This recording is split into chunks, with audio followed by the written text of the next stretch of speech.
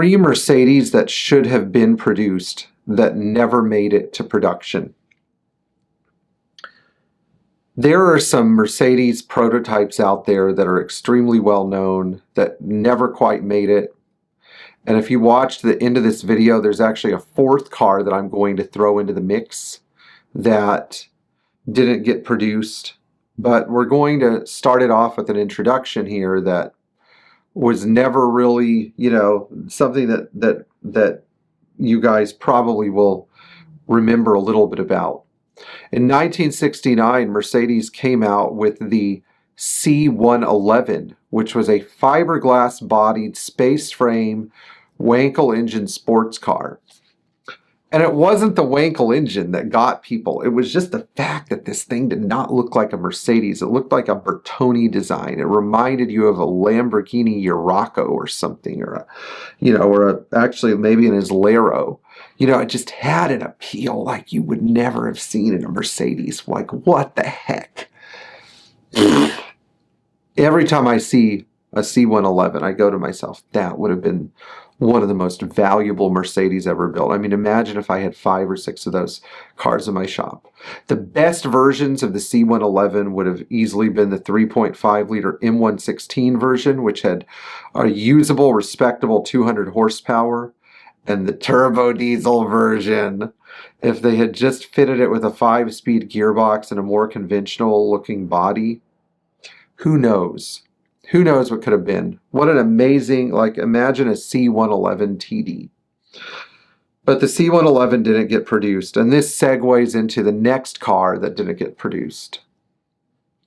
The BB Auto CW311, otherwise known as the Isdera Imperator.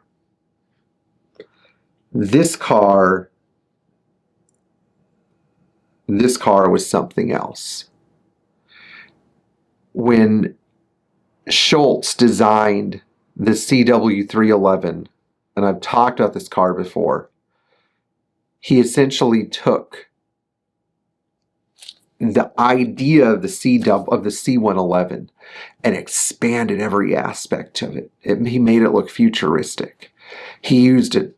Some of these things had turbocharged 6.9 engines. The majority of them had 5-liter M117s.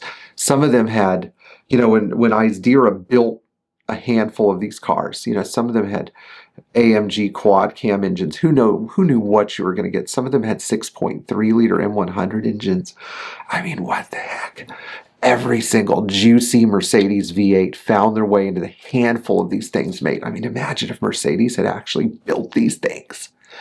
You know, what a banging car. You could see, I would just, you know, if these were actually available, I would have made it my life's mission to get my hands on one. Now, the second car that Mercedes should have built was the C112. Not surprising, powered by a rear-engined M120 engine. So the C112 was probably the ultimate inspiration for a car that I think we've discussed on this video a little bit, on these video series a little bit, the Pagani Zonda. So if you really had to have a C112, you could get a Pagani Zonda. The Zonda was probably the best Mercedes supercar ever built. It had a rear-engined, naturally aspirated, AMG tuned, just insane M120 engine. It totally unleashed the insane potential of the M120. The M120 is not my favorite engine, but in this arena, you've got to use whatever you've got. And it just blew everything away. You know, at the time, and I still think the Zonda is one of the best supercars ever made. I've never driven one. I don't service them. If you want to send me one, you're thinking about the wrong guy. But I'm very proud of what Pagani did with the M120 engine. Now, the third car on our list is completely out of left field. It's not even a car that many of you know existed. It is the 600 Coupe. Now, only 2 600 Coupes were built. One for Rudy Uhlenhaut and the other for Carl Wilford. But these were real cars. They did not have a 3-digit chassis designation. So there was like no 100.021 Coupe. You know, it was just Here's a 600 coupe. We coach built it for you. Can you imagine?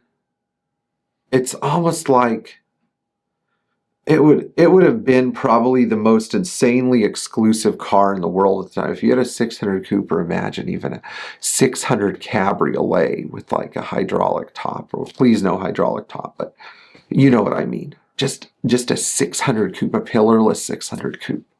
And what a concept. Mercedes only built 2 of these things. Now, on the other hand, there was some discussion at Mercedes about building a W112 coupe with a 6.3 liter engine, and this would have worked too. And AMG did build a few of these, so they do exist. But they are so rare and so obscure that, again, they're not production cars. So it would have been nice if they would have built this as well. But 600 coupe, please. 600 long wheelbase, maybe not, but 600 coupe, oh yes. Oh yes, all day. You know, what a beautiful, opulent idea. Now, the 4th car in the list, and this is the car that I promised you guys, if you watch to the end of the video, I'm going to ask you guys to like, share, and subscribe, and I'm going to take a second to thank our Patreon supporters. But the last car on the list that I think that most of you know about, but maybe aren't thinking about right now, would be 300 SLR. Now, Rudy Uhlenhaut also had the privilege of driving a 300 SLR because there were 2 road-going 300 SLRs made. But imagine if Mercedes one-upped their own 300 SL by building this insane straight-8 coupe and said, yeah, if you give us, you know, $100,000, we'll build one for the road for you. We'll build one for the road. We'll detune the engine a little bit so it doesn't make 300 horsepower. We'll knock it down to like 275 so it doesn't grenade itself. Now, the 300 SLR was powered by this insane straight-8 engine. It was a straight-8 engine. Only time that this has ever been used on a modern, like post-war Mercedes. Prior to 1945, 540K, 500K, 77K, 770K, they all used these engines. But the straight-8 engine had a welded-on cylinder head, and it also had the pump drive, the injection pump drive and the accessory drive and all that stuff right in the middle. These things would not be air conditioned, but they'd be hot boxes. They'd be 120 degrees inside on a 60-degree day. But for those of us who have blood that runs, you know, blue and white, give it to me. I don't care if I burn my feet driving it. It's you know, these things were so valuable. When they go to auction, they make a Ferrari 250 GTO look like a, you know, a 328 GTS. Maybe not quite that much of a disparity, but what I'm saying is they are not readily available, and the one that has sold for insane, stupid money, you know, and there's a reason for that. It's because you can't get a 300 SLR. They're all owned by Mercedes. Some other honorable mentions that didn't make it: the Sauber C7 or C8. These would have made great road cars with tuned KE turbocharged M119 engines. You know, AMG built 6-liter SECs with M119 engines. That's a car that should have definitely been made. It would have been nice to see a W201 coupe. The idea was, you know, considered by Mercedes, but ultimately the 300 CE won. So if you guys think of any cars in the comments that I missed, maybe we'll do a part 2. I thank you guys for watching these videos and enjoy your classic Mercedes.